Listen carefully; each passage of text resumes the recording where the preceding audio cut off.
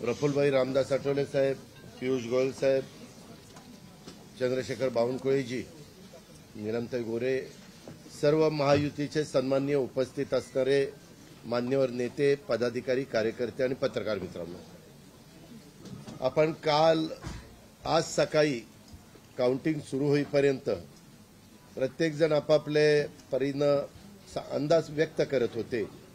काल तर मी स्वतः वेगवेगळ्या चॅनलला बघत होतो, म्हणजे आम्ही तिघं कशातच नसल्यातच जमा होतो, बाकीच्यांच्या गाड्या फिरवणं, ड्रायव्हिंग करणं, इकडे जाणं तिकडे जाणं, इतकं काही सुरू होतं की आम्ही पहिल्यांदा 1:45च्या पुढे जाऊ आम्हाला वाटत होतं। कालचं सगळं बघितल्यानंतर आम्हाला वाटायला लागलं की आपण कुठेतरी खाली जातोय का काय, परंतु महाराष्ट्रातल्या जनतेने विकासाकडे बघून महायुतीला प्रचंड अशा प्रकारचं जे यश प्राप्त करून दिलंय त्याबद्दल महाराष्ट्रातल्या तमाम जनतेचं महायुतीच्या वतीनं व्यक्तिशः माझ्या वतीनं मी त्यांना मनापासून धन्यवाद देतो, मनापासून आभार मानतो।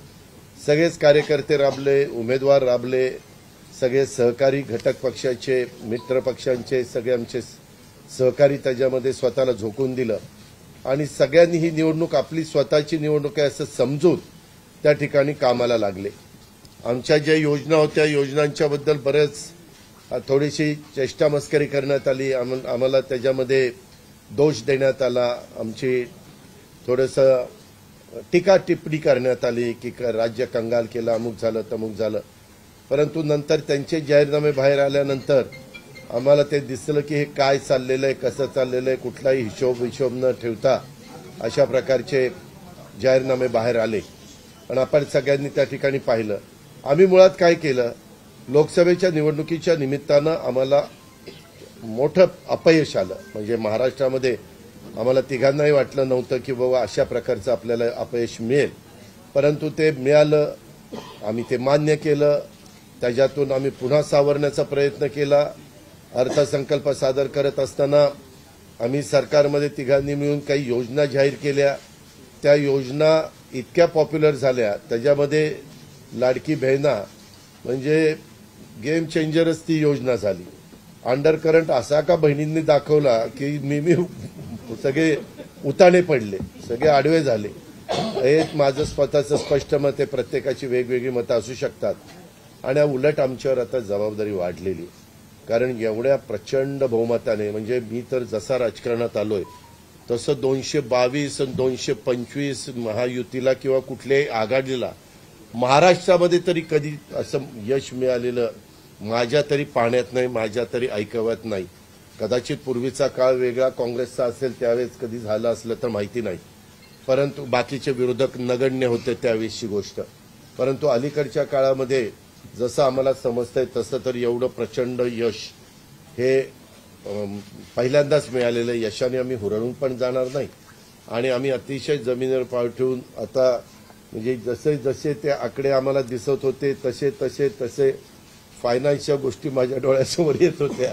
मी देवेंद्रजींना पण फोन केला तेव्हा म्हटलं देवेंद्रजी खूप काही काम करावं लागेल, एकनाथरावजींना पण तसं सांगितलं की फार आर्थिक शिस्त आपल्याला त्याच्यामध्ये आणावी लागेल आणि आम्ही आणू, त्याच्यात आम्हाला हे नवीन नाहीये, आम्ही सगळे अनुभवी माणसं, आम्हाला त्याच्यामध्ये कुठली काही अडचण नाही आणि शिवाय आमच्या पाठीशी केंद्र सरकार आहे, तो आम्हाला खूप मोठा एक आधार आहे, एक आमच्या पाठीशी एक मोठा भक्कम अशा प्रकारचा भरोसा आहे आणि त्याच्यामुळं ह्या सगळ्या ज्या काही गोष्टी झालेल्या आहेत, आता विरोधक टीका करतात की बाबा बॅलेट पेपरनी घ्यायला पाहिजे होतं, मग बॅलेट पेपरने लोकसभेला पण घ्यायला पाहिजे होतं, लोकसभेचा निकाल लागला की तो बरोबर आणि इथला निकाल लागला की मग बॅलेट पेपर यायला पाहिजे, मग मशीन काय ईव्हीएम बरोबर नाही, असं नाही चालत। आता झारखंड पण आमच्या हातनं गेलंच ना, आम्ही कुठं काय म्हणतो, ठीक आहे त्या जनतेने कौल दिलेला आहे, तशा पद्धतीनं महाराष्ट्रातल्या विशेषतः महाराष्ट्रामध्ये बऱ्याचदा आपले जे 6 रिजन आहेत ना,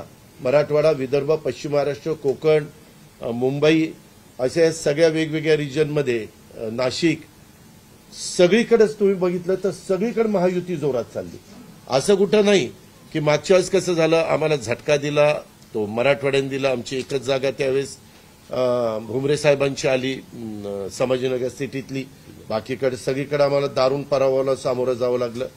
आणि तसं ह्यावेळेस झालं नाही. तुम्ही जर अंदाज घेतला तर सगळीकडेच चांगल्या प्रकारे महायुतीला यश मिळालं. काही जागा गेल्या त्या फार थोड्या मतांनी त्या बाबतीमध्ये गेलेले आहेत असंही चित्र. आणि मीडियावाल्यांनो, मला एक तुम्हाला इलेक्ट्रॉनिक पण आहे, प्रिंट पण मीडिया आहे, मला एक कळत नाही, तुम्ही खऱ्या बातम्या देत चाला ना. जे खऱ्या देत नाही त्यांना मला म्हणायचं तुम्ही बाकी सगळे खऱ्या बातम्या देतात, त्याच्याबद्दल दुमत नाही. पण मी टीव्ही चालू केलं आणि अजित पवार पोस्टल बॅलेटमध्येच माग. मी विचारतोय तिथं फोन करून, ते म्हणले नाही दादा आपण पुढे. आता माझं लीड 1,02,000 मताधिक्य मी मिळवलंय आणि खुशाल तुम्ही दाखवताय अजित पवार माग, अजित पवार माग. मग काही जण म्हणलं का रे असे दाखवतायत, टीआरपी त्याच्याशिवाय वाढत नाही. अरे तुमच्या टीआरपीला आम्हाला का मातीत घालताय, आमची का बदनामी करताय. त्याच्यामध्ये मी नंतर पुन्हा अधिकाऱ्यांच्याकडनं माहिती घेतली की नक्की पोस्टल बॅलेट किती झाले. पोस्टल बॅलेटमध्ये पण आम्ही पुढे होतो आणि रेग्युलर मतदानामध्ये पण पुढे होतो. सांगायचं तात्पर्य की बाबा तुमच्यावर सगळ्या चॅनलवर जनतेचा एवढा विश्वास आहे, म्हणजे विश्वास नाही ते सकाळच्या 9 वाजताच्या भोंग्यावर विश्वास नाही, पण बाकीच्यांवर फार विश्वास आहे. माझं एवढंच म्हणणं आहे की खऱ्या बातम्या दिल्या तर काही वाईट होणार नाही. पण खूप चांगलं यश मिळालं. अजून पण काही काउंटिंग चालू आहे, काही ठिकाणी रिकाउंटिंग मागितलेलं. ठीक आहे, तो त्यांचा प्रत्येकाचा अधिकार आहे.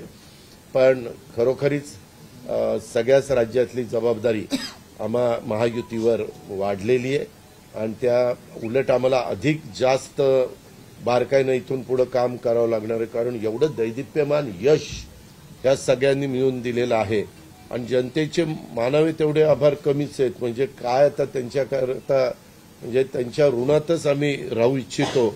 आणि 5 वर्ष अक्षरशः अतिशय एकोप्याने ही युती शेवटपर्यंत कशा पद्धतीनं काम करेल आणि जनतेने टाकलेल्या विश्वासाला कुठल्याही परिस्थितीमध्ये तडा जाऊन दिला जाणार नाही.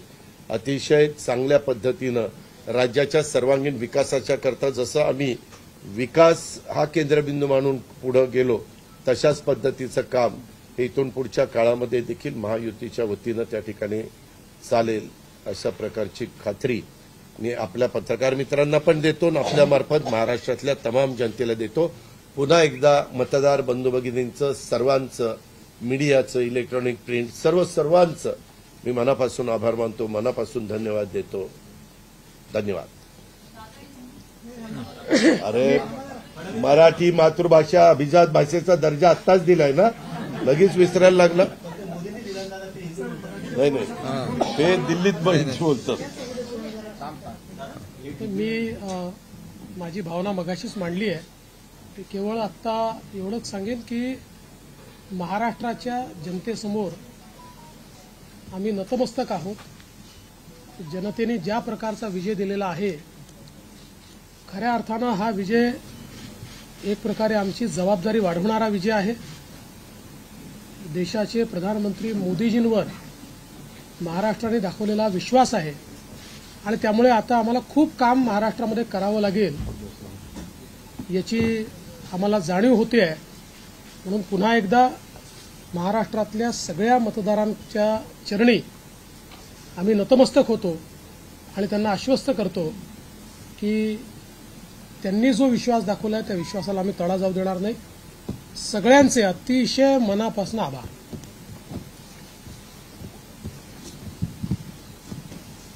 खरं म्हणजे आजचा हा महाराष्ट्रातला ऐतिहासिक दिवस आहे आणि ऐतिहासिक विजय देखील आहे.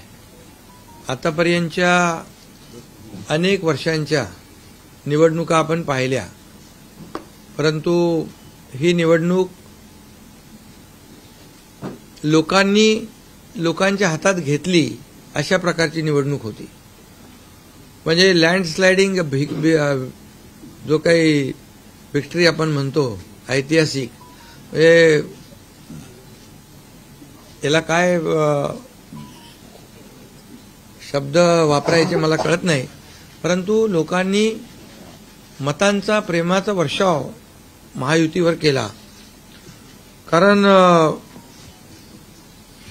लाडकी बहीण असेल, लाडका भाऊ असेल, लाडका शेतकरी असेल, एकंदरीत सगळ्याच घटकातल्या लोकांनी यावेळेस महायुतीवर प्रेम दाखवलं आणि त्यामुळे मी सगळ्या मतदारांना मनापासून धन्यवाद देतो आणि त्यांना एवढ्या मोठ्या ऐतिहासिक विजयासाठी साष्टांग दंडवत घातला पाहिजे अशा प्रकारचं काम मतदारांनी केलेलं आहे. खरं म्हणजे गेल्या 2-2.25 वर्षामध्ये मी, देवेंद्रजी, अजितदादा आम्ही जे काम केलं या राज्यामध्ये की शिवसेना, भाजपा, राष्ट्रवादी, आरपीआय, आमचे आठवले साहेब इकडे आहेत आणि आमचे इतर घटक मित्रपक्ष आणि जे निर्णय आम्ही घेतले ते निर्णय आतापर्यंतच्या इतिहासामध्ये न भूतो न भविष्यते असे होते. म्हणजे एकीकडे विकास केला आम्ही, डेव्हलपमेंट म्हणजे जे 2.5 वर्षात महाविकास आघाडी सरकारने जी काही कामं बंद पाडली होती, स्पीड ब्रेकर टाकले होते, सगळी कामं थांबवली होती. तुमच्या काळातली जी कामं जसं महाविकास आघाडीचं सरकार 2019ला आलं त्यानंतर ती सगळी कामं बंद पाडली, त्याला स्टे दिले आणि ते स्टे आम्ही सगळे काढले आणि कामं सुरू झाली. मग अटल सेतू झाला, समृद्धी झाला, आपला कोस्टल झाला आणि मेट्रो झाली, कारशेड झालं आणि मोदी साहेबांच्या शुभ हस्ते त्याचं आम्ही उद्घाटनही करू शकलो. ज्याचं भूमिपूजन मोदी साहेबांनी केलं त्याचं उद्घाटन करण्याचे भाग्य आम्हाला मिळालं आणि त्यामुळे कामाला आम्ही प्राथमिकता दिली, विकासाला आम्ही प्राधान्य दिलं आणि आम्ही त्यामध्ये एकच डोळ्यासमोर ठेवलं की या राज्याचा सर्वांगीण विकास आणि राज्याचा सर्वांगीण विकास करत असताना सर्व घटकांना आम्ही समोर ठेवलं आणि पाहिलं की जे 2.5 वर्षामध्ये जी कामं त्यांनी थांबवलेली आणि 2.5 वर्ष त्यांनी जे सगळं बंद पाडलं होतं ते किती वेगाने आम्ही सुरू करू शकलो याचं समाधान आणि आनंद आम्हाला आहे. कारण त्याचे तुम्ही ते फळं पाहत आहे. सगळी लोकांना आपण मेट्रो दिली, समृद्धी दिलं, अटल सेतू दिला, कोस्टल दिलं, लोक तो वापरू लागले आणि त्याचबरोबर दुसरीकडे कल्याणकारी योजना आम्ही केल्या. कल्याणकारी योजनेमध्ये लाडकी बहीण, मुख्यमंत्री लाडकी बहीण योजना, त्यानंतर मग लाडका भाऊ केला आम्ही, युवा प्रशिक्षण योजना केली, 3 गॅस सिलेंडर दिले, त्यानंतर वयोश्री योजना केली, शेतकऱ्यांची आम्ही योजना केली, शेतकऱ्यांना वीज बिल माफ केलं, शेतकऱ्यांचं जे 7.5 HP पंपाच्या 3, 5, 7.5 आणि त्या पंपाचं वीज बिल माफ केलं. शेतकऱ्यांना आम्ही 2.5 वर्षामध्ये 2.25 वर्षामध्ये आतापर्यंतच्या इतिहासामध्ये जेवढा मोबदला दिला नव्हता 15,000 कोटी रुपये तो दिला. त्यांच्या योजनांसाठी 45,000 कोटी रुपये. म्हणजे एकंदरीत कल्याणकारी, मी डिटेलमध्ये जात नाही त्याच्यामध्ये, पण एकीकडे विकास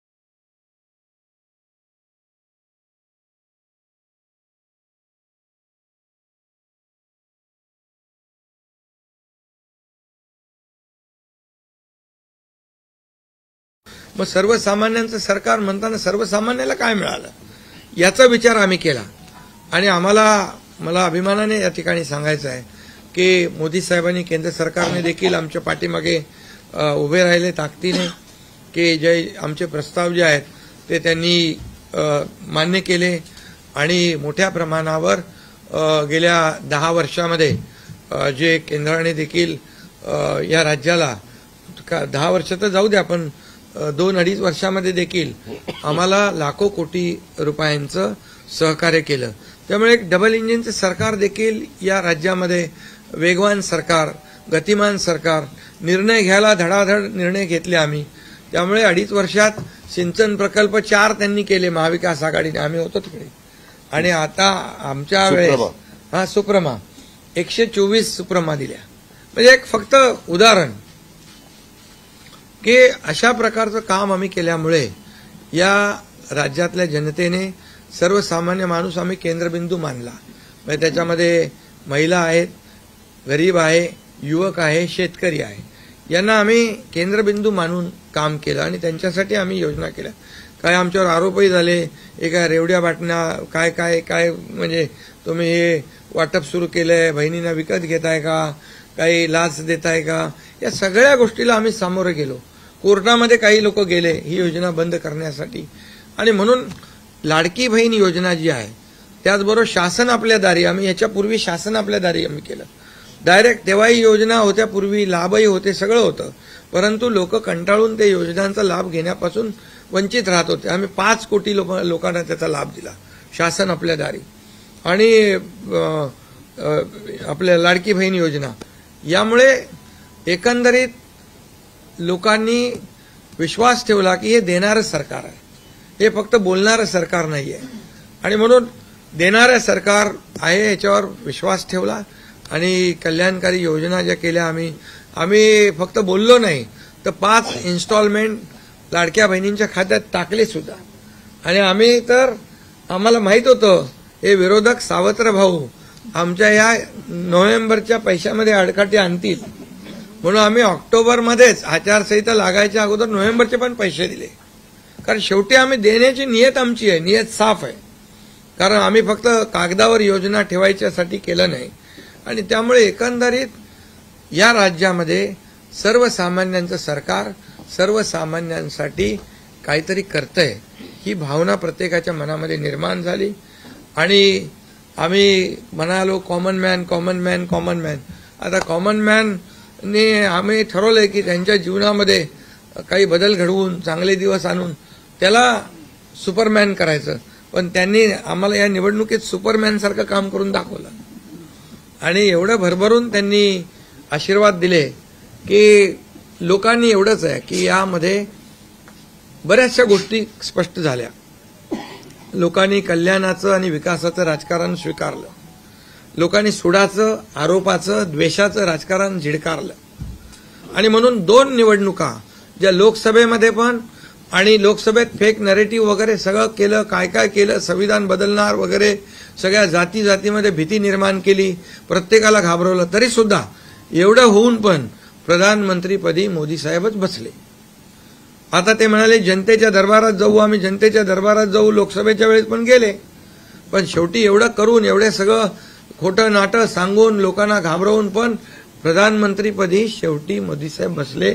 आणि आताही म्हणाले आम्ही जनतेच्या दरबारात जाऊ. आता जनतेने त्यांना जो काय मॅन्डेट द्यायचा तो दिलेला आहे. आणि त्यामुळे जनतेने पूर्णपणे विकासाला आणि कल्याणकारी योजनांना स्वीकारलेला आहे. यामध्ये लोक रोज आमचं सरकार स्थापन झाल्यापासून रोज सरकार पडणार, सरकार पडणार, सरकार पडणार, रोज आम्हाला 3-4च शब्द ठेवले होते त्यांनी. ते शब्द तुम्हाला माहित आहे, मी ते परत त्याचा उच्चार करू इच्छित नाही. पण 4था शब्द होता का? नाही. पण आम्ही त्याला आरोपाने उत्तर नाही दिलं. आम्ही कामातून उत्तर दिलं त्याला. आणि कामातून उत्तर दिलं आणि ते काम लोकांना भावलं की बाबा हे काम करणारे लोक आहेत आणि काम सर्वसामान्य लोक आहेत. मी स्वतःला काय समजायचो, सीएम म्हणजे चीफ मिनिस्टर, मी म्हणायचो कॉमन मॅन आहे. आता कॉमन मॅनमध्ये मी जायचो. आता आमचे दोन्ही उपमुख्यमंत्री दोन्ही आम्ही 24/7 काम करत होतो. आणि याच्यामुळे घरी बसून सरकार चालवता येत नाही, फेसबुकवरून सरकार चालवता येत नाही, हे स्पष्ट झालेलं आहे. आणि म्हणून आम्ही लोकांच्या, बाळासाहेब सांगायचे, कार्यकर्ता घरात नाही लोकांच्या दारात शोभून दिसतो. शासन आपल्या दारी आम्ही घेऊन गेलो, शासन आपल्या दारी घेऊन गेलो आम्ही. आणि म्हणूनच आज बाळासाहेबांच्या विचारांनी आम्ही सरकार स्थापन केलं 2019ला मोदी साहेबांच्या आशीर्वादाने. आणि 2019ला जे सरकार स्थापन व्हायला पाहिजे होतं ते सरकार स्थापन झालं नाही, ते लोकांनी बरोबर लक्षात ठेवलेलं आहे. लोक ते विसरलेले नाहीत. आणि म्हणून या निवडणुकीत देखील कोण कुठल्या पक्षाचा, आता तुमचा कुठला पक्ष आहे तुमचा? राष्ट्रवादी घड्याळ. आता तो कोणाचा आहे ते लोकांनी ठरवलं. आणि शिवसेना कोणाची आहे तेही ठरवलं. आणि लोकांनी ते ठरवलं. त्यामुळे आता बऱ्याचशा गोष्टी त्या स्पष्ट झालेल्या आहेत, बऱ्याचशा गोष्टी स्पष्ट झाल्या. आणि मला समाधान आहे की 2019ला 56 जागा आल्या होत्या आणि त्या 56 मला वाटतं आताही 56 जागा आल्या, अजून चालू आहे. पण एकंदरीत आताच्या पर्यंत म्हणजे विकासाला लोकांनी महत्व दिलं. मोदीजींनी आता अमित भाई असतील, नड्डाजी आहेत, तिथं पियुषजी आहेत, केंद्रीय मंत्री आपले भूपेंद्रजी आहेत, राजनाथ सिंगजी, बऱ्याच सगळ्या लोकांनी, आठवले साहेब तर आपल्या सोबतच आहेत, आठवले साहेब सोबत 100%. तर एकंदरीत आपण सगळ्यांनी या निवडणुकीमध्ये एकत्र येऊन काम केलं. आता एकत्र येऊन काम केलं, आता त्याच्यामध्ये काही लोकांनी म्हणा त्याचा अर्थ वेगवेगळा काढला. मोदी साहेब म्हणाले एकत्र या, विकासासाठी एकत्र या. आता लोकांना आवाहन केलं, जसं आम्ही काय त्याच्यामध्ये जातीपाती धर्माचा उल्लेख केला नाही, पण मतदानासाठी एकत्र या, विकासासाठी एकत्र या, या राज्याला पुढे घेऊन जाण्यासाठी एकत्र या, असं आवाहन करणं काय चुकीचं आहे. आणि लोकांनी ते एकत्र येऊन एकजुटीचं दर्शन या निवडणुकीमध्ये घडवलं आणि मतांची टक्केवारी वाढली, मतदानाची टक्केवारी वाढली, महिलांच्या, आमच्या लाडक्या बहिणींच्या टक्केवारी वाढली. आतापर्यंत महिलांचं टक्केवारी कमी असायची पुरुषांपेक्षा, पण यावेळेस ती टक्केवारी जास्त आहे. आणि म्हणून लाडक्या बहिणी आमच्या ज्या आहेत त्या लाडक्या बहिणींनी सावत्र भावांना चांगला जोडा दाखवलेला आहे. आणि आम्ही म्हणायचो ना, खोडा घालणाऱ्यांना जोडा दाखवा. तर एकंदरीत ही निवडणूक जी आहे, ही निवडणूक विकासाच्या अजेंड्यावर, कल्याणकारी योजनांच्या ह्याच्यावर आणि जे विचार आहेत, आज आमचे शिवसेना म्हणून बाळासाहेबांचे विचार आहेत, दिघे साहेबांची शिकवण, मोदीजींची जे काही जो त्यांचा सपोर्ट आहे, केंद्राचा सपोर्ट आहे, या सगळ्या गोष्टी ज्या आहेत या निवडणुकीमध्ये कामी आल्या. शेवटी लोकांना काय पाहिजे? लोकांना शिव्याशाप नको आहेत, लोकांना आरोप प्रत्यारोप नको आहे, लोकांना सुडाचं राजकारण नको आहे. लोकांना हवंय डेव्हलपमेंट हवं आहे आणि विकास आणि विकास यावर आम्ही भर दिला. आणि आज त्यामध्ये किती आरोप केले, खोटे बोला, आपण रेटून बोला. आता अजितदादा मगाशी म्हणाले की तुम्ही पण काय काय ते बातम्या अशा, सकाळी तर अशा बातम्या चालल्या होत्या की बोला आमचा काय कार्यक्रम होतो का काय, आमचा करेक्ट कार्यक्रम करायचं चालू. तर याच्यामध्ये खूप चांगलं निर्णय झाला, चांगला एक आपला ऐतिहासिक विजय झालेला आहे आणि त्यामुळे खऱ्या अर्थाने आमची जबाबदारी वाढलेली आहे. आता या सगळ्या ज्या काही जे घेतलेले आम्ही निर्णय आहेत, की आमचा एकही निर्णय कागदावर राहिलेला नाही. मी त्या सगळ्या निर्णयात जाऊ इच्छित नाही, पण एकही निर्णय आम्ही कागदावर ठेवला नाही. कुठली योजना आहे ती कार्यान्वित केली आम्ही. आणि त्यामुळे जो लोकांचा विश्वास, शेवटी यापूर्वी देखील आपण पाहिलं की काँग्रेस सरकार ज्या ठिकाणी असतील त्यांनी किंवा महाविकास आघाडी ज्यांनी काही निर्णय घेतले, काही आश्वासनं दिली, ती पाळली नाहीत. आश्वासनं दिली, नंतर कर्नाटकमधलंच आश्वासन घ्या, हिमाचलमधलं घ्या, आपल्या राजस्थानमधलं घ्या पूर्वीचं, की त्यामध्ये आश्वासन दिल्यानंतर निवडून आल्यानंतर केंद्राकडे पैसे मागायला लागले. आमच्याकडे पैसे नाही, हमारे पास पैसे नाही. असं आम्ही केलं नाही. आम्ही जे बोललो, आमची हातपाय काय म्हणतो त्याला, पांघरून पाहून आम्ही ते आम्ही अंतरून पाहून पाय पसरले आणि ज्या योजना आम्ही केल्या, या योजनांचं पूर्णपणे त्याच्यामध्ये कुठलीही योजना बंद होणार नाही याची आम्ही काळजी घेतली. सगळे नियम आम्ही पाळले, सगळ्या आरबीआयच्या, केंद्र सरकारच्या गाईडलाईन आम्ही पाळल्या, कुठलंही व्हायलेशन आम्ही केलं नाही. आर्थिक दृष्टिकोनातून जे काही आम्ही नियोजन करायचं ते केलं आणि त्यामुळे त्यांना लोकांनी खोटं ठरवलं. ते आम्हाला म्हणाले तुम्ही लाडकी बहीण योजना देताय, पैसे कुठून आणणार, पैसे कुठून हे फसवं आहे. आणि त्यांनीच आमची योजना चोरून नंतर त्यांच्या वचननाम्यामध्ये टाकली. मग तुम्ही कुठून आणणार? म्हणजे लोकांना कळलं की हे फक्त बोलतायत, करणार नाहीत आणि विश्वासाचा भाग आहे. आम्ही 2-2.5 वर्षामध्ये जे करून केलं ते लोकांसमोर आहे. आम्ही कुठलंही काही याच्यामध्ये लपवाछपवी केली नाही. जे आहे ते स्पष्टपणे आम्ही मांडलं लोकांच्या समोर. लोकांच्या दरबारामध्ये आम्ही गेलो आणि लोकांना काम आवडतं, लोकांना विकास पाहिजे, लोकांना कल्याणकारी योजना पाहिजेत ते आम्ही देण्याचा प्रयत्न केला आणि विकासाकडे या राज्याला नेण्याचा आम्ही प्रयत्न केला. यामध्ये केंद्राचा आम्हाला खूप मोठ्या प्रमाणावर सपोर्ट मिळाला. 10 वर्षामध्ये मी तो आकडा अगोदर पण मी सांगितला होता. मनमोहन सिंग प्रधानमंत्री होते, 10 वर्षात राज्याला त्यांनी 2 लाख कोटी दिले, पण यावेळेस 10 वर्षामध्ये मोदीजींनी 10 लाख कोटी दिले. म्हणजे आताचं नवीन उदाहरण तर 76,000 कोटी वाढवण बंदर आहे, दिघी बंदर आहे, अशी म्हणजे डेव्हलपमेंटसाठी जे आहे, मग ते एअर कनेक्टिव्हिटी असेल, water connectivity, rail connectivity, road connectivity असेल, अनेक प्रकल्पांना जे काही पाण्याची योजना असतील आमच्या, त्या सगळ्याला खूप मोठ्या प्रमाणावर सपोर्ट केला आणि त्यामुळे आम्ही या राज्याला विकासाकडे घेऊन जाऊ शकलो आणि लोकांना कल्याणकारी योजना आम्ही देऊ शकलो. आणि लोकांना आम्ही याच्यामध्ये मतं नाही, आम्ही लोकांची मनं जिंकलेली आहेत. आज लोकांना शेवटी काय विश्वास महत्वाचा आहे. विश्वासावर सगळ्या गोष्टी चालतात. तुम्ही काही सांगा आणि नंतर त्या हात वरती करा, अशा प्रकारचं काम आमच्याकडून झालं नाही. आणि त्यामुळे आम्ही काम करणारे लोक आहोत, कार्यकर्ते आहोत आणि म्हणून आम्ही 24/7 काम केलं. जेव्हा जेव्हा शेतकरी अडचणीत आला तेव्हा तेव्हा त्याच्या मागे आम्ही उभं राहिलो, त्याला वाऱ्यावर आम्ही सोडलं नाही. आणि त्यामुळे जो जो सर्वसामान्य घटक जेव्हा जेव्हा अडचणीत आला त्याच्या मागे आम्ही उभं राहण्याचं काम केलं. त्यामुळे एक प्रकारचं हे सरकार जे आहे, एक पाठीराखा सरकार, एक सरकार जे आहे हे सर्वसामान्याला न्याय देणारं सरकार आहे.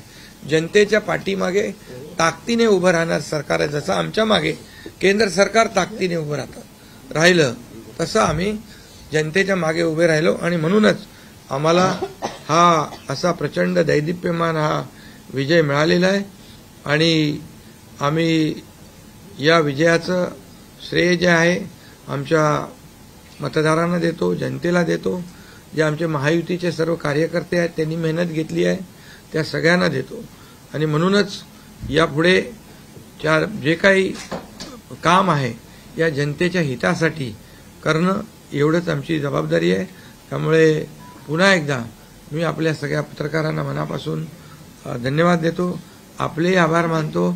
आणि आता इथून पुढे तुम्ही खऱ्या चांगल्या बातम्या दिल्या तर तुमचा TRP वाढत जाईल.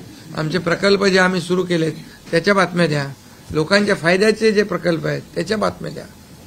वाचाळवीरांच्या बातम्या देऊ नका. देवेंद्र जी, एक सवाल ये है कि महाराष्ट्र में पिछले कुछ समय से जाति जाति में लगातार एक दंगा फैलाने की कोशिश हो रही थी. क्या स्थिर सरकार को लेकर की मैंडेट है क्या? दूसरा, वोट जिहाद शब्द आपने इस्तेमाल किया था, इस बार भी ऐसी कोशिश कई जगहों पर हुई थी, उसको कैसा जवाब दिया? मुझे ऐसा लगता है कि प्रधानमंत्री जी ने एक जो नारा दिया था, एक है तो सेफ है, सब समाज को साथ में लाने वाली जो बात प्रधानमंत्री जी ने कही थी, महाराष्ट्र के लोगों ने उसको रिस्पॉन्ड किया है और महाराष्ट्र के सभी समाजों ने एक साथ मिलकर एक बड़ा मैंडेट हमको दिया है. मुझे लगता है कि आज निश्चित रूप से जो लोग तुष्टीकरण की राजनीति करना चाहते थे, जो डिविजिव पॉलिटिक्स करना चाहते थे, उनको करारा जवाब जनता ने ही दिया है और प्रधानमंत्री जी की बात को लोगों ने यहाँ पर एक्सेप्ट किया. आप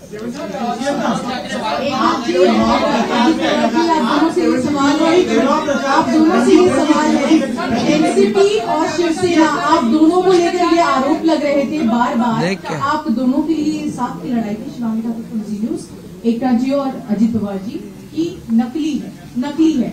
क्या आपको लगता है आज के बाद ये आरोप अब जनता ने जवाब दे दिया है, आपकी ओर से क्या जवाब दिया जाएगा? क्योंकि असली और नकली का फैसला जनता ने दिखाया ना.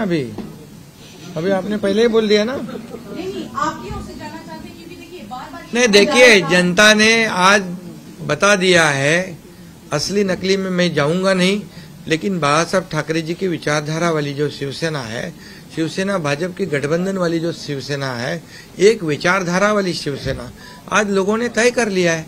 कौन है, मैंडेट दिया है लोगों ने आज. अभी तो मुझे लगता है वो तो अभी उनको तो हम कैसे रोकेंगे, वो तो और कुछ ना कुछ बोलते रहेंगे, लेकिन जनता की अदालत में जाने के बाद उनको भी दिखाया है और हमें भी दिखाया है.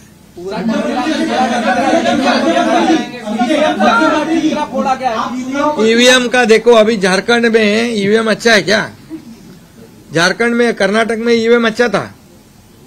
जब भी अभी वो लोग पहले जब जीतने के बाद बोलते ईवीएम अच्छा है, इलेक्शन कमिश्नर अच्छा है, वो लोग तो सुप्रीम कोर्ट तक तो उनको सलाह मशवरा देते हैं उनको। वो जो यंत्रणा उनके बाजू से मतलब उनके फेवर में रिजल्ट आते अच्छी है। अभी तो वोटर लिस्ट पे भी उन्होंने ऑब्जेक्शन लिया था। तो जब हार जाते हैं तो बोलते ये यंत्रणा खराब है, जीतते तो बोलते अच्छा है। ऐसा कैसा है?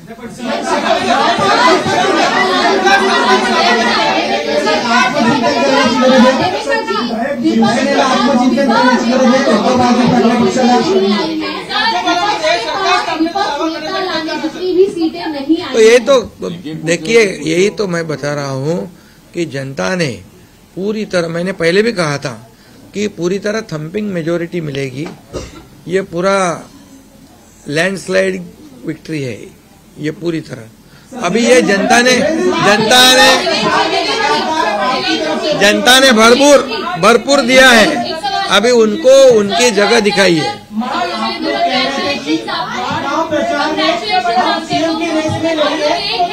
एक ही मुख्यमंत्री बनने वाला है, ऐसे में आप तीनों में कुर्बानी कौन देगा, इसको लेकर थोड़ा बताइए। अरे भैया, अभी हम लोग अभी तो आंकड़े भी आने के अभी चालू है ना, काउंटिंग चालू है। अभी होने के बाद हमारी तीनों पार्टियां बैठेगी।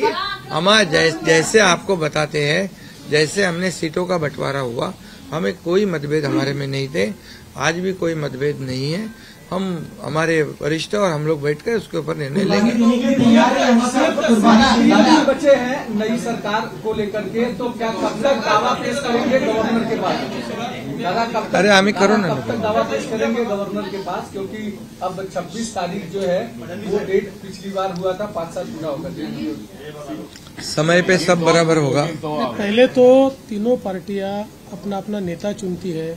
अभी रिजल्ट ही आने का है। रिजल्ट आने के बाद सारे एमएलएस को बुलाना पड़ता है, अपने अपनी पार्टी का नेता चुनते, उसके बाद ये प्रक्रिया होती है। आप बिल्कुल चिंता मत करिए, तीनों पार्टियां साथ में बैठकर और अठौले जी का भी मशवरा हम लेंगे और इसका निर्णय करेंगे। लेकिन महाविकास अघाड़ी ने दादा 3 होटल बुक किए थे कि वहाँ पर एमएलए को रखा जाएगा। तो ये जनता ने तय किया है ना, पर एक कमेंट जनता ने इतना भरोसा दिखाया है। अभी हमारी जिम्मेदारी बढ़ गई है। हाँ, तो फिर वही तो पब्लिक जनता ने दिखा दिया है। जनता ने पूरा विश्वास दिखाया, तो हम पूरे विश्वास के साथ अभी काम करेंगे। सीएम साहब 3 होटल महाविकास अघाड़ी ने बुक किए थे। कल से 3 होटल महाविकास अघाड़ी ने बुक किए थे और कल रात में 3 बार मीटिंग हुई थी यहाँ पर। हमने एक भी मीटिंग नहीं करी थी, हम लोग शांत बैठे थे।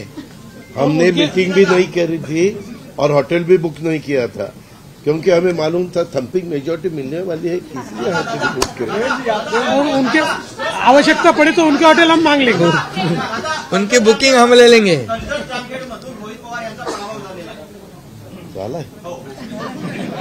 नाही, बरेचसे झालेत ना, काँग्रेसचे मोठे बाळासाहेब थोरात आणि काय काय पृथ्वीराज चव्हाण, बहुत से लोगों का हुआ है।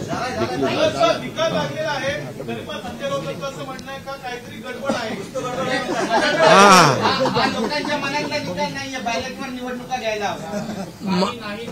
संजय राऊत बरोबर आहे।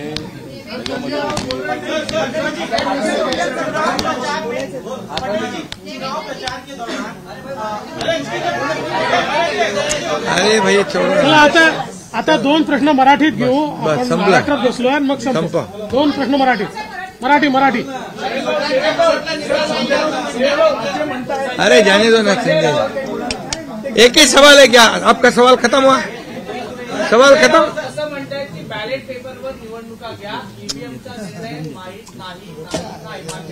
पुन्हा एकदा तुम्हाला विचारतो, संजय राऊत कोण? ईव्हीएमचा निर्णय मान्य आहे, मान्य आहे, मान्य आहे।